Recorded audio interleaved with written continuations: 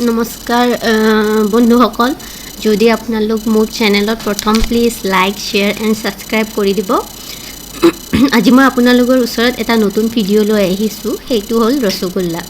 অতি সহজ, আপোনালোকে সকলোৱে জানে চাগে, কিন্তু ৰসগোল্লাৰ কাৰণে আপোনাৰ ঘৰত যদি ফাটে গাখীৰ, সেইটো ব্যৱহাৰ কৰিব পাৰে বা অকণমান নেমু টেঙা দি গাখীৰখিনি ফটাই ল'ব পাৰে। ফটা গাখীৰখিনি আমি যেতিয়া গৰম কৰিলোঁ, তাৰপিছত আমি বাউল এটাৰ ওপৰত কটন কাপোৰ এখন মই দি দিলোঁ। মই কটন ৰুমাল এখন দিছোঁ, যাতে মোৰ গাখীৰখিনি আৰু পানীখিনি, চানাখিনি আৰু পানীখিনি যাতে ভালদৰে মই ছেপাৰেট কৰিব পাৰোঁ। সেইকাৰণে আপোনালোকে যিকোনো পাতল কটনৰ কাপোৰ ব্যৱহাৰ কৰিব পাৰে। তাৰ ওপৰত আমি গোটেই গৰম ফাটি যোৱা গাখীৰখিনি বা চানাখিনি আমি দি দিলোঁ। দি এইখিনি ভালদৰে মই গোটেই কাপোৰখিনি লৈ এটা মুঠি বান্ধি ল'লোঁ। মুঠি বান্ধি সেইখিনি মই অকণমান লাহে লাহে আঁতি দিম, যাতে চানাখিনিৰ পৰা যিখিনি পানী আছে সেইখিনি পৃথক হৈ যায়। ঠিক এনেদৰে আপোনালোকে গোটেই কাপোৰখিনি ধৰি ল'ব, তাৰপিছত লাহে লাহে ঘূৰাই থাকিব। তেতিয়া গোটেই পানীখিনি চাওক, পানীখিনি ধুনীয়াকৈ ওলাই গৈ আছে। এনেদৰে লাহে লাহে আপোনালোকে হাতৰ মুঠিটোৰে আঁতি দিব, তেতিয়া গোটেই পানীখিনি ছেপাৰেট হৈ যাব। এনেকৈ ঘূৰাই ঘূৰাই লাহে লাহে দি থাকিলে পানীখিনি গোটেই ওলাই যাব, তেতিয়া বেছি সময় নালাগে। এতিয়া মোৰ গোটেই পানীখিনি গুচি গ'ল, মই লাহে লাহে ঘূৰাই দিলোঁ। মোৰ পানীখিনি শেষ হৈ গৈছে। মই এতিয়া আপোনালোকক দেখাম চানাখিনি কেনেকুৱা হৈছে। চানাখিনিত অকণো পানী থাকিব নালাগে, তেতিয়া মিঠাইটো আমাৰ ভাল হ'ব। মই প্লেট এখনত এইখিনি দেখাই দিছোঁ আপোনালোকক কেনেকুৱা হ'ল। ঠিক এনেদৰে হৈছে, চাওক, অকণো পানী নাই, খুব ধুনীয়া চানা ওলাইছে কাপোৰখনত। মই এতিয়া এইখিনি প্লেটখনত দি দিছোঁ, আপোনালোকে এনেকৈ ওলাই ল'ব কাপোৰখনৰ পৰা চানাখিনি ধুনীয়াকৈ ওলাই লৈ আপোনালোকে এইখিনি কাপোৰখনৰ পৰা, যাতে কাপোৰখনত গুচি নাযায়, ওলাই ল'ব এনেদৰে। কাপোৰখন যিহেতু মই খুব জোৰেৰে দিছিলোঁ, সেইবাবে লাগি ধৰিছে। আপোনালোকে এনেদৰে চানাখিনি ওলাই লোৱাৰ পিছত, যিখিনি ওলাই চানা, মই আধা লিটাৰ গাখীৰৰ চানা বনালোঁ। আপোনালোকে যিমান পৰিমাণৰ, মোৰ আধা লিটাৰৰ আপোনালোকক দেখাবৰ কাৰণে বনাইছোঁ। এতিয়া মই চানাখিনি খুব ধুনীয়াকৈ হাতেৰে, যেনেদৰে আমি আটা মাৰোঁ তেনেকৈ মাৰিম।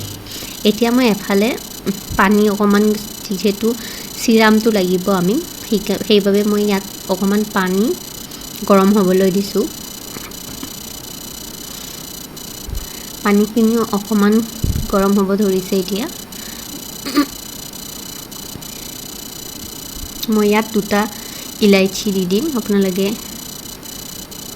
নিজৰ ইচ্ছামতে ইলাইচি দি দিব, আৰু চেনি, যিহেতু চেনি পানী লাগিব, চেনিৰ পৰিমাণ অকণমান বেছি হ'ব। মই 3 চামুচ, আধা লিটাৰৰ গাখীৰৰ মিঠাইৰ বাবে মই 3 চামুচ চেনি ব্যৱহাৰ কৰিছোঁ। এতিয়া এইখিনি খুব ধুনীয়াকৈ মই উতলিবলৈ থৈ দিলোঁ।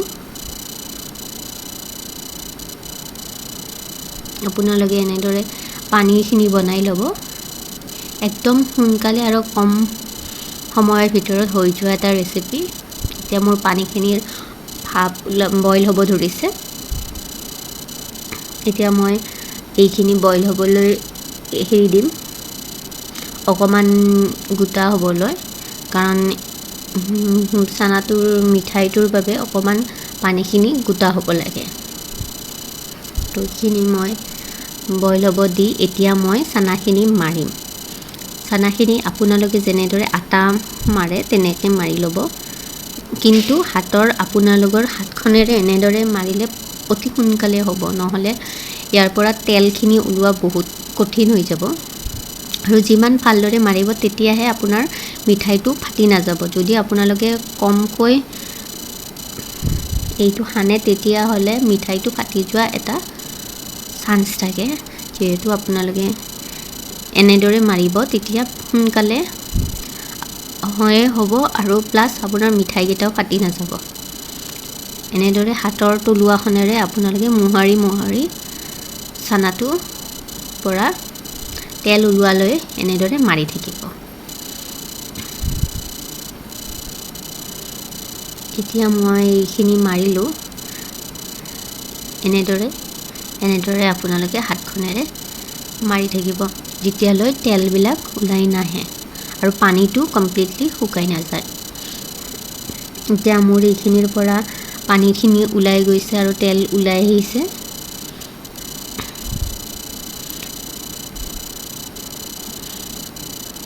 এতিয়া মই এইখিনি মোৰ মিঠাইৰ বাবে তৈয়াৰ হৈছে মই এইখিনি এতিয়া মিঠাইৰ কাৰণে মানে আমাৰ যিটো ৰসগোল্লাৰ শেপ দিম এনেদৰে মই সৰু ৰসগোল্লাৰ আমাৰ আকৃতি দিছোঁ মোৰ হাতখনত চাব পাৰে আপোনালোকে তেল ওলাই আহিছে তেনেদৰে আপোনালোকে মিঠাইকেইটা মাৰিব লাগিব এনেদৰে সৰুকৈ মই লাড্ডুকেইটা বনাই ল'লোঁ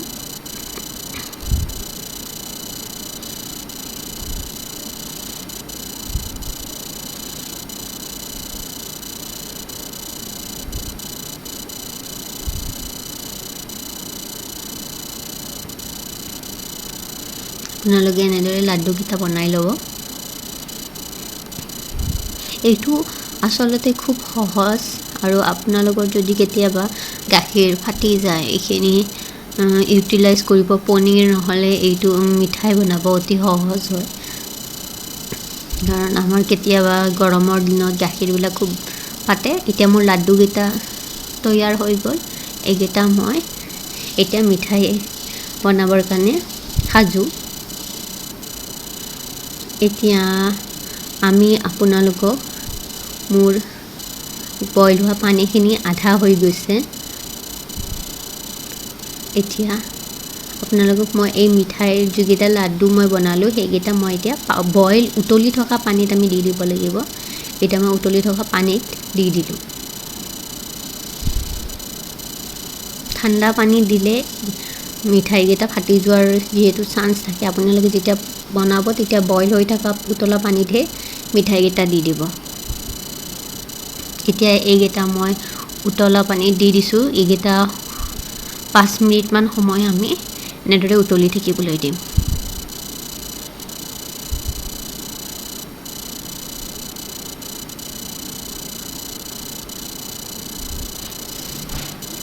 যেতিয়া পানীত এইকেইটা বইল হ'ব তেতিয়া নিজৰ আকৃতিতকৈ অকণমান ডাঙৰ হ'ব তেতিয়া আপোনালোকে গম পাই যাব যে মিঠাইকেইটা তৈয়াৰ হৈ গৈছে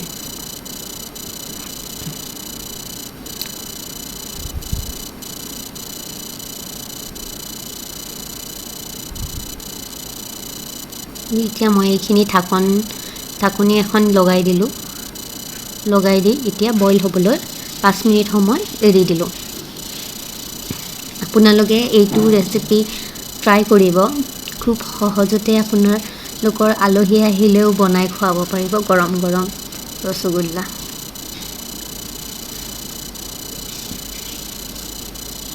বনাবলৈ অতি সহজ আৰু অতি কম খৰচতে হৈ যায় বজাৰৰ মিঠাইতকৈ মোৰ মিঠাইকেইটা ডাঙৰ হৈ গৈছে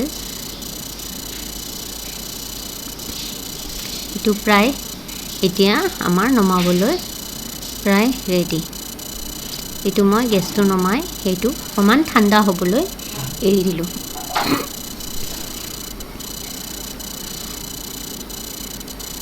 এইকেইটা ৰেডি হৈ গৈছে এতিয়া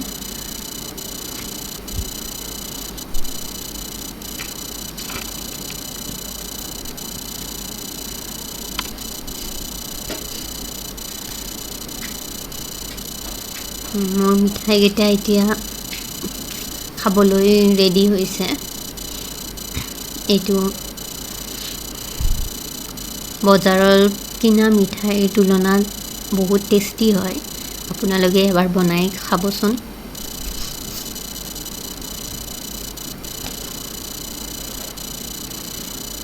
এতিয়া আমি যেহেতু পানীখিনি অকমান ঠাণ্ডা হৈছে এটিকেটা মই উলাই লম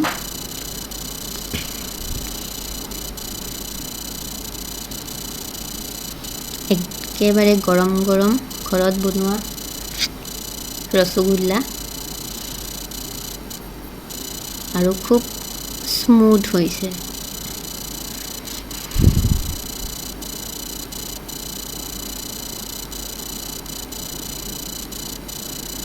Thank you. Please like, share and subscribe কৰি দিব যদি ভিডিওটো আপোনালোকে